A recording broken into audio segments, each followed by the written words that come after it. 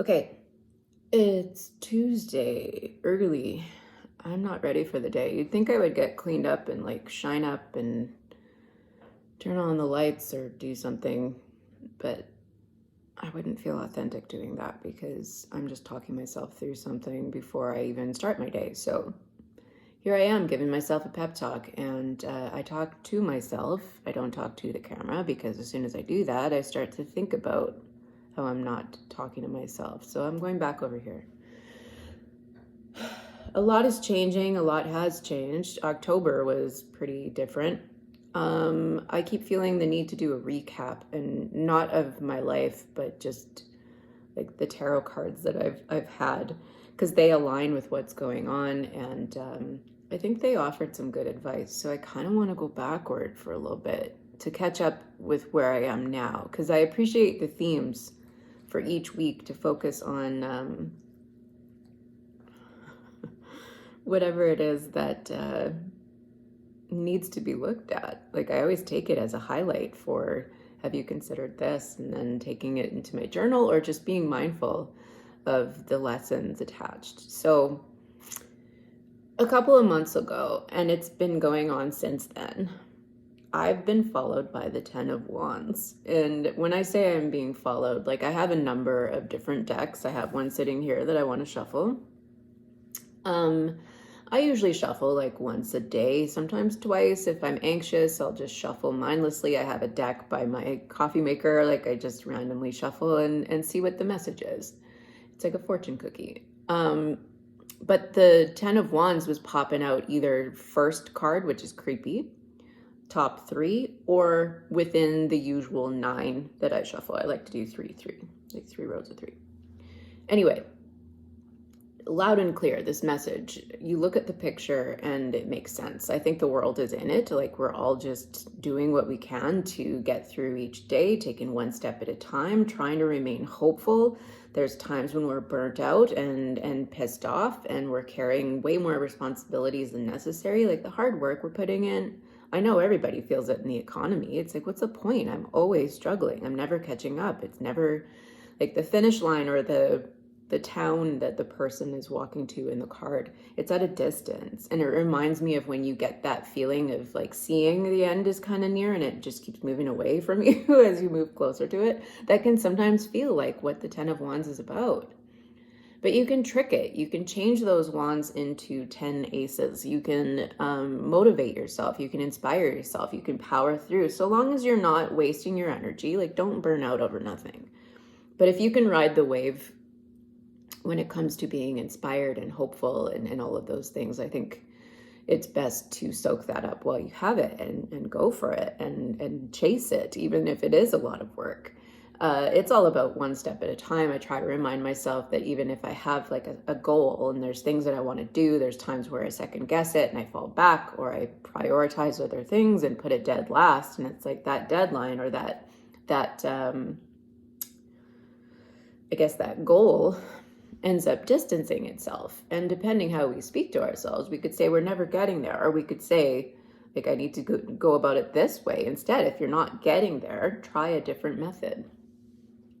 So 10 of Wands, I unpacked a lot. I decided to do like a list of things in my journal. What is heavy? What is standing in my way? What is maybe a negative tone that's weighing me down? Am I speaking poorly to myself? Am I treating my body poorly? Am I eating properly? Am I going to bed at the right time?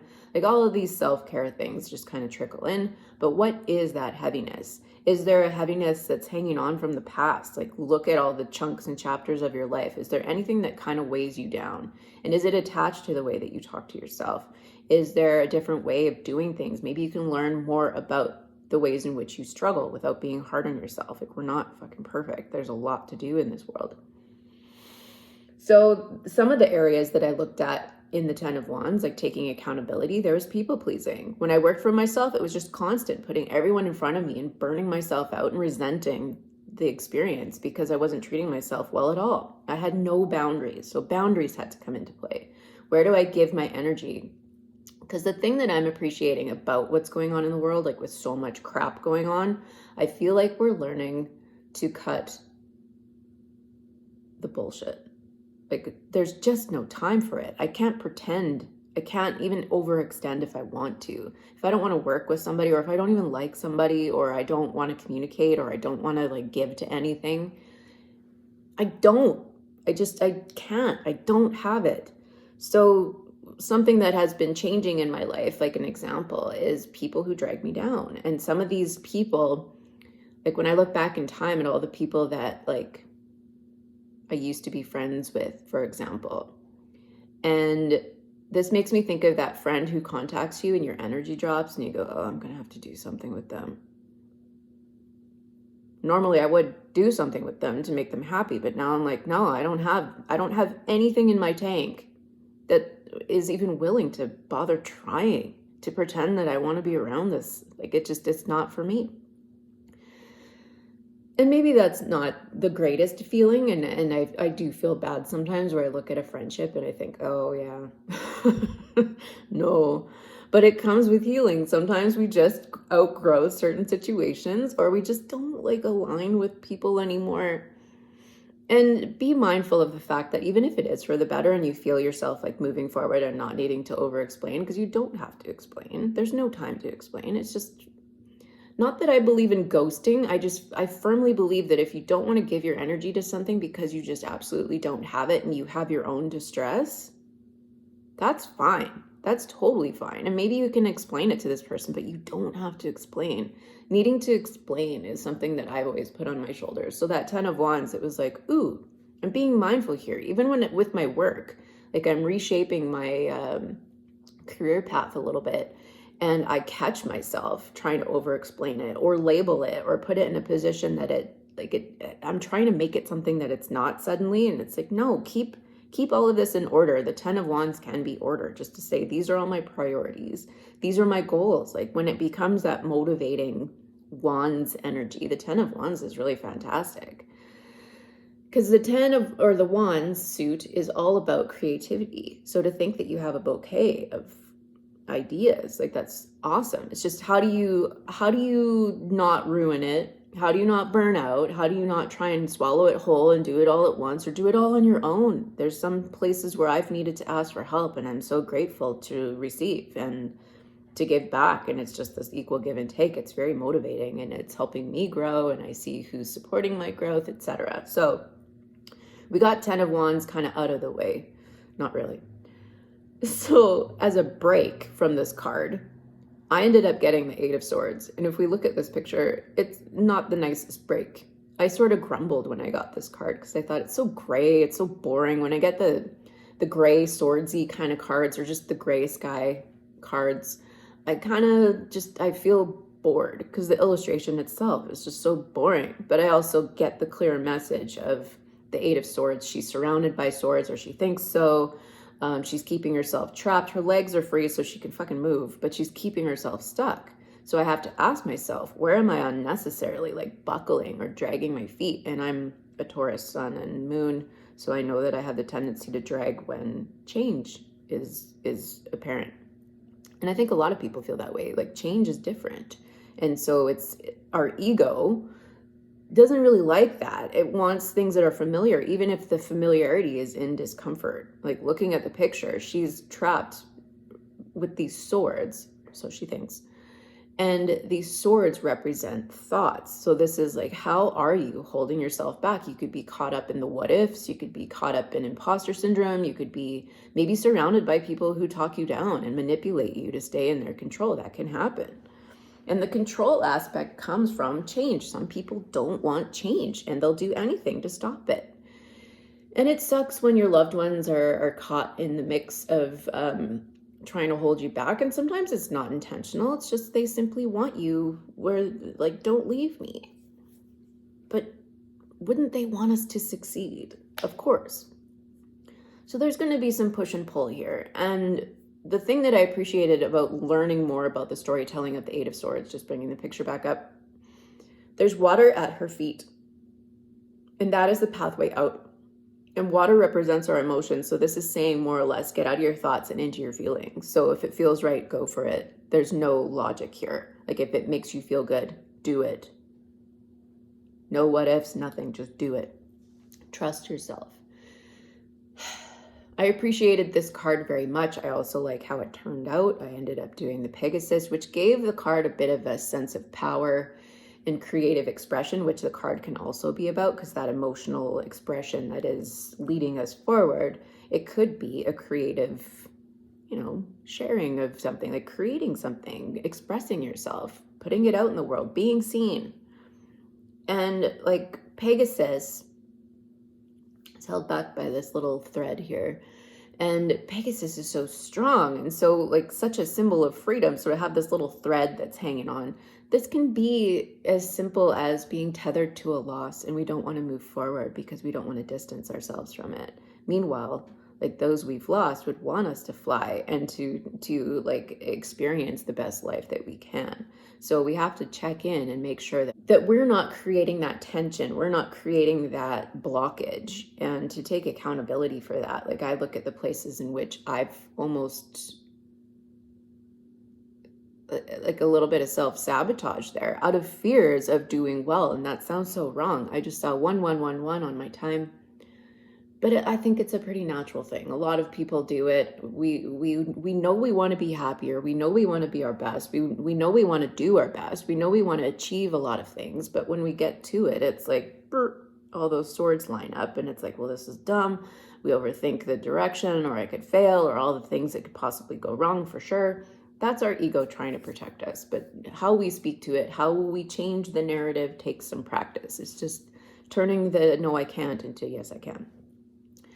So moving away from the Eight of Swords, I ended up getting the Ten of Wands again. And I couldn't believe it. But at the same time, it was like, this card needs to be finished, so I never have to see it again. But of course, it'll probably pop up because I think this is a constant.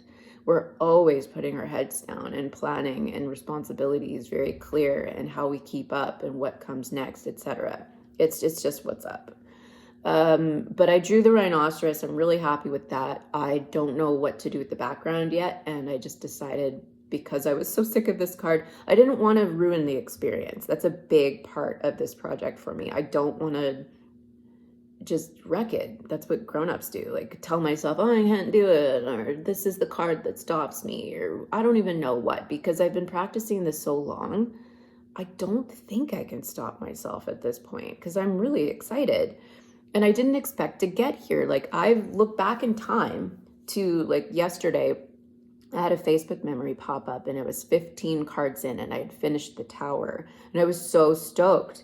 And I look back at that and I think, wow, I was only 15 cards in. I'm 44 cards in now, which is crazy. And I'm still having fun, and I'm not overthinking it and going, well, it doesn't look like a set, and the designs are wrong, the colors are wrong, and blah, blah, blah. Like I'm fixing as I go. I'm fixing as I learn. I'm adjusting as I go along instead of like overthinking the whole clump of it and just setting it on fire and ruining the experience. Keep it fun. The Ten of Wands had a really good message for me. It's like, yes, you can. You're doing it. And don't lose that motivation. The whole pattern of keeping this motivation is so strange to me because I anticipate the next card without looking at, oh, I have X amount more to go. No. How does that make the process fun if we're looking at how much more we have to go as if like, oh, I'm never... That's so shitty. It ruins so much fun, and that's what grown-ups do, and grown-ups are so hard on themselves. We're just grown babies who want to sulk and make things awful for no good reason, just to say like, oh, I can cop out of this if I give up and have a tantrum. Meanwhile, kids, like I've been looking at some inner child energy stuff, and we're getting to that, and keeping that intact and keeping the fun alive. I refuse to let my grown-up voice step in and be like, well, is this rational? How am I going to make this? And how am I going to print it? What size is it? What colors? And none of it. Have fun with it. It's yours. Have the freedom to play. Anyway, we ended up after the 10 of Wands getting the 5 of Wands, which is great because it's halfway. Like it's halfway through the 10. And yet these cards are about conflict, and I think it makes a little bit of sense because when you're lightening the load of whatever the stuff that you're carrying on your shoulders is, chances are it's probably something that's really special to you, even if it is something attached to like a conflict. Maybe it's an unresolved argument. I don't know. I need to sip my coffee because I really want some. But conflict, when you look at it, conflict moves around expressed needs, and however it's received, it's out of our control. Like, it can be our own inner conflict. It can be conflict going on around us in the world, for sure. And it doesn't have to be combative either. It's just simply like a tension that's sitting there. And I've had some moments of like, I feel tension in different areas, and I've asked myself, well, how can you relieve that? Can you confront it? Can you ease it up? Can you solve it? Can you do something so it's not just sitting there? Because over time it's going to build up, and we'll go back to the 10 of Wands.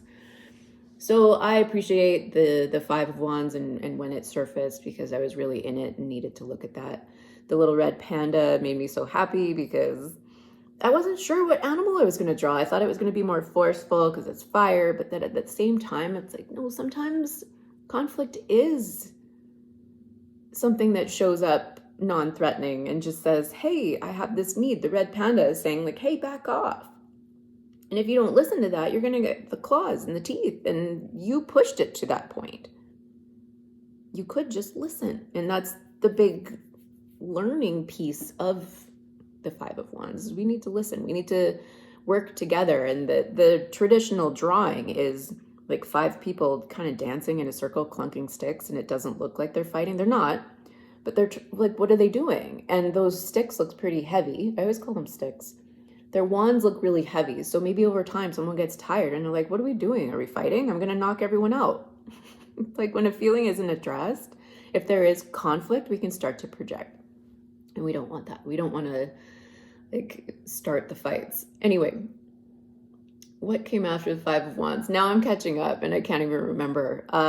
We are, 6 of Cups.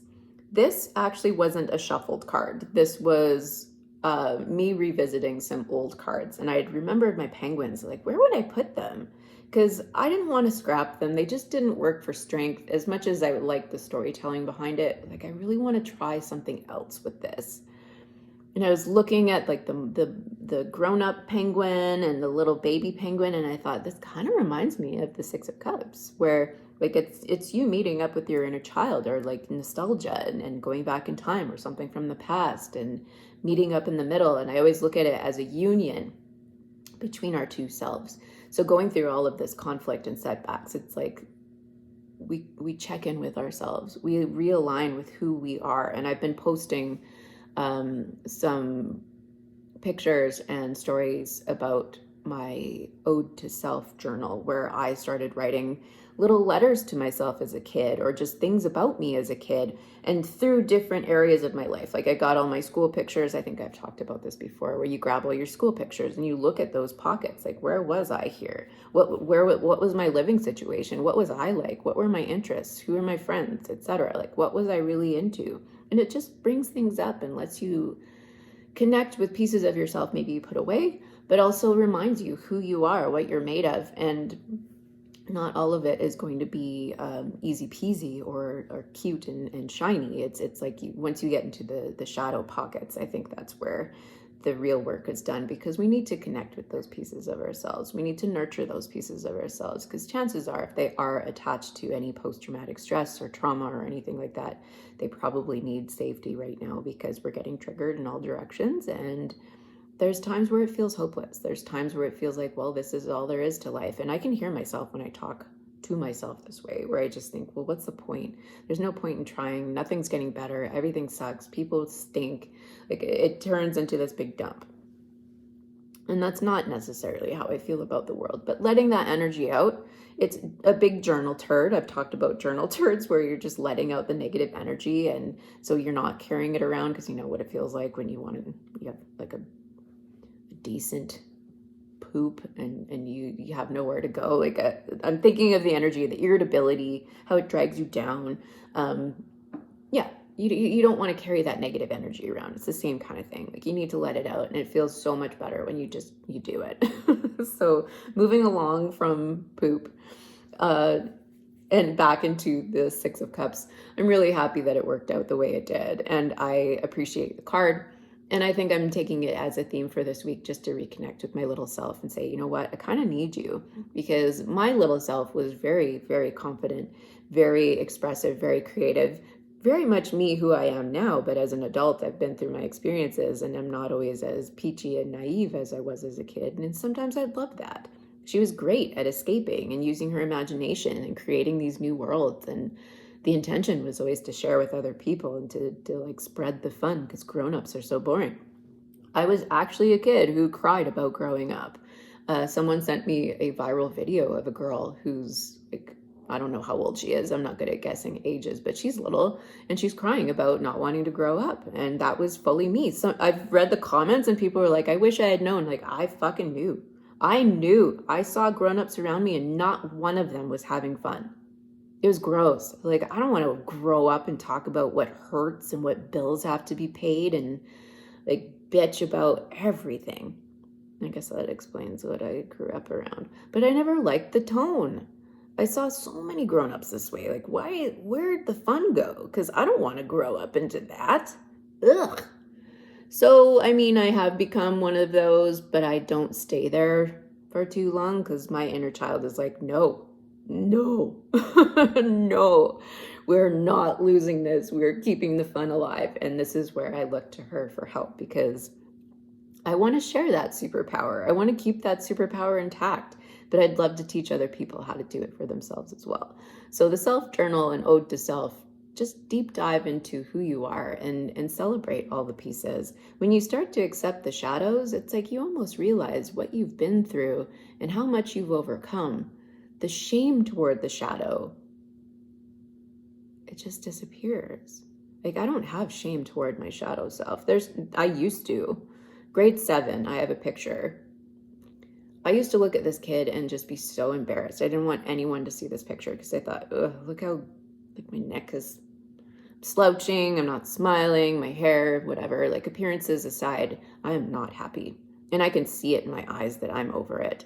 And knowing what had happened to me previous, like before the school pictures, before grade 7, that kid was very much betrayed. And the next card coming up is the 7 of Swords. And this is not just being betrayed by others, but ways in which we can betray ourselves. And this can be attached to shadow self. The ways in which maybe we tell ourselves we're not lovable, that we deserve to be hurt, wanting to know the why, when there is no why. There isn't like a direct intention of like, I'm going to destroy this kid because she's not enough. And like the ways in which we speak to ourselves that can be so deceiving. It's just a cheap knockout. Like it's a cheap fighting tactic to keep ourselves small, to keep ourselves in that hurt, dark, shadowy place, to suggest that that's where we belong, because that's what trauma does. So 7 of Swords, not my favorite card to walk into, but it also kind of makes sense coming out of all of this heavy lifting. It's like, all right, there are ways in which we betray ourselves. There's ways in which we tell ourselves that we don't belong to good things, or maybe we surround ourselves with people. Like, this can happen where you have a pattern with toxic people. I know I've had this situation because I only knew things one way growing up. So I thought relationships were always one-sided. I consciously know that as an adult, but I gravitate to what is familiar, and I need to fix that, and to find relationships that reciprocate and aren't out to manipulate me or to control me or to get what they want out of me. A beautiful baby. So I have an idea for the 7 of Swords. I'm really excited because I've spent a long time on this card. I actually have a lot of sketches in my sketchbook, and I'll dig those up, talk about it, and get to working on this card sometime. I do have a few paintings to do before I get into digital work, but I'm looking forward to seeing how it comes out. It's a very simple idea that I'm pretty proud of, because the 7s, I'll just leave a hint here, and it's not an orchid. That's where I started before. I'm doing flowers for the 7s because we already have the 7 of Cups, which is the daisy, and then we have the 7 of Fire, which is the poppy, and I love those cards.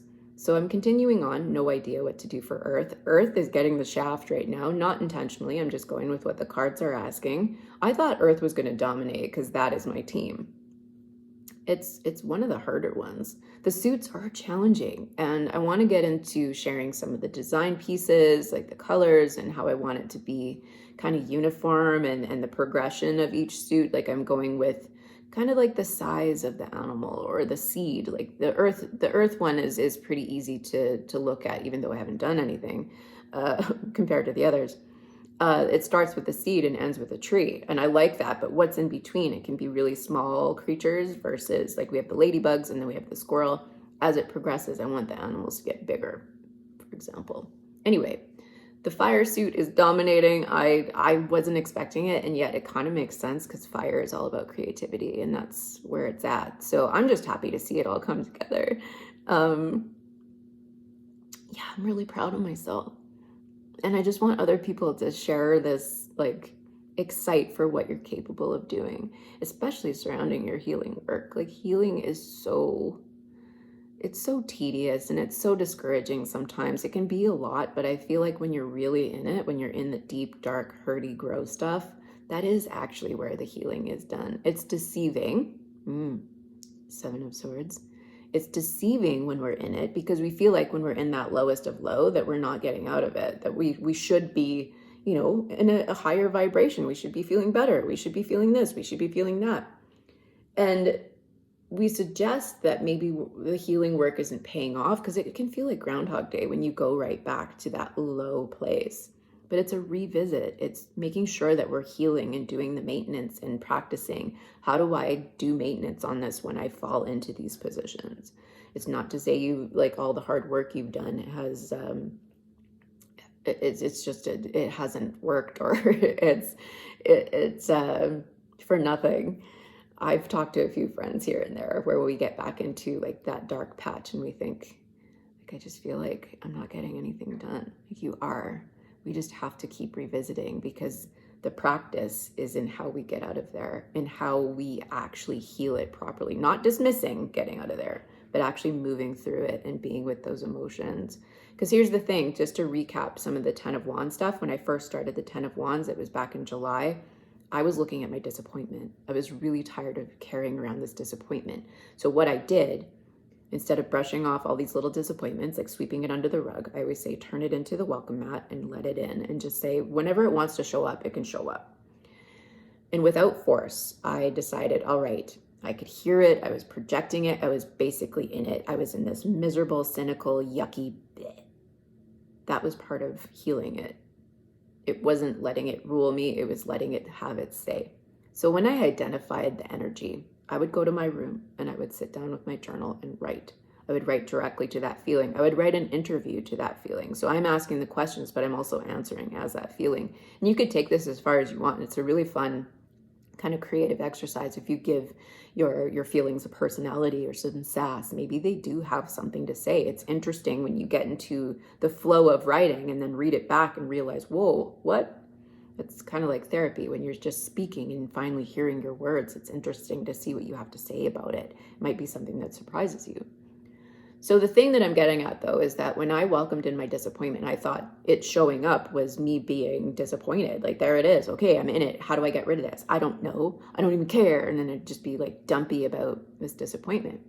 But once I softened, once I opened up to being with it, it transformed into pain and sadness and grief and a lot of other emotions that I was actually protecting. Because that's the thing, like the prickly emotions, those are keeping something tender safe.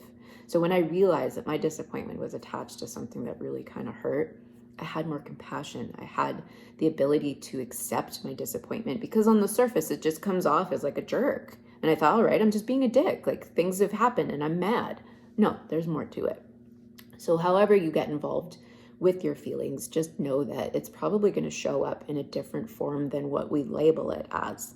And to release those labels and to just let those feelings speak and be heard so that you can learn how to trust yourself when you're feeling those things. So when I feel disappointment kind of surface, like, wait a minute, okay. This could be related to self, or it could be related to the world. There's a lot of different ways in which our disappointment can pile up. I feel the ones with the world are harder to control because, I mean, we don't know what's happening, but we can learn through coping with ourselves how we can cope with the unexpected. It's like, all right, well, I have the tools now and this doesn't faze me as heavily as it did because I'm not being triggered. I'm not creating chaos. I'm not trying to run. I'm not trying to dissociate. I'm not trying to, like, all these things that we do to avoid our emotions. We just go right back to Ten of Wands and then we're just burning out over nothing when we could just say, all right, lay it all down. Let's look at this. How do I want to actually figure this out, heal it without force, without, like, don't tell yourself you have to be at a certain point.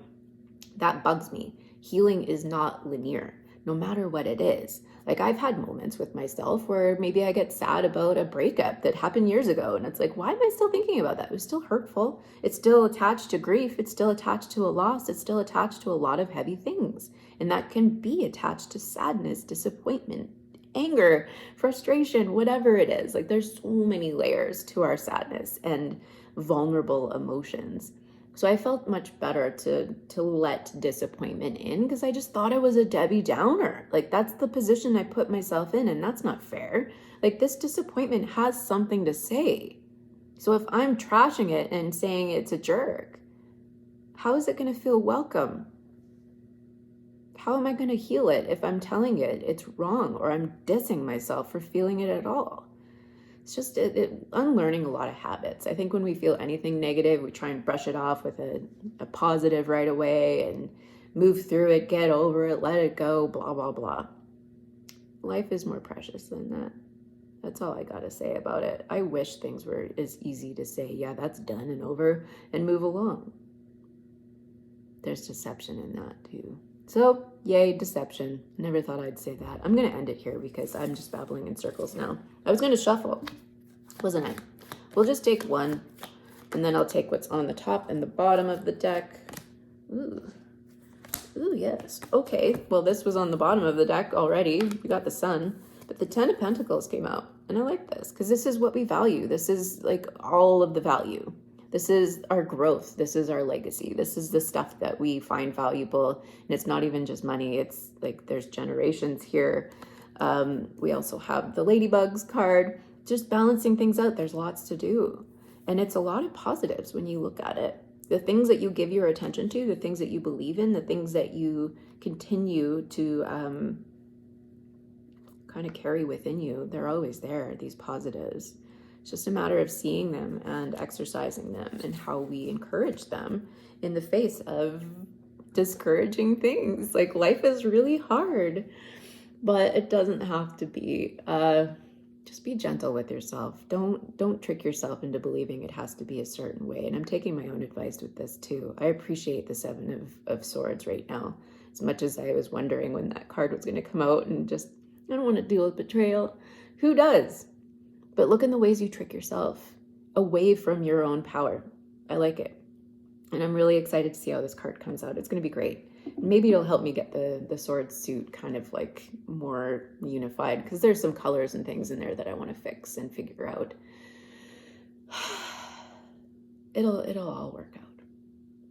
I'm really, really happy with what's happening here. And I want to focus more on this platform and encourage people to explore these pieces of yourself and heal them, to give them a place to go so that you can be your strongest self and be very self-aware, so that when the obstacles pop up, we just keep powering through. That Ten of Wands is meant to be a motivating card to realize how resilient and strong and powerful and hardworking you are.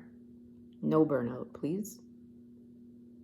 Yeah, betrayal. I'm going to write more about this. Keep going, keep growing, drink some water, eat something green. I might eat some chicken noodle soup because I got some in my freezer. I have to go run some errands today, which I'm really excited for. Do some painting, do some writing. Just connect with yourself and snuggle that puppy boy. He's so fuzzy. Yeah. I believe in you. I really do. But I'm going to say it because I've said it the most this year, and I need to hear it more, and I need people to say it to themselves more often and really firmly believe it. Like, say it and hear it. I am so proud of you.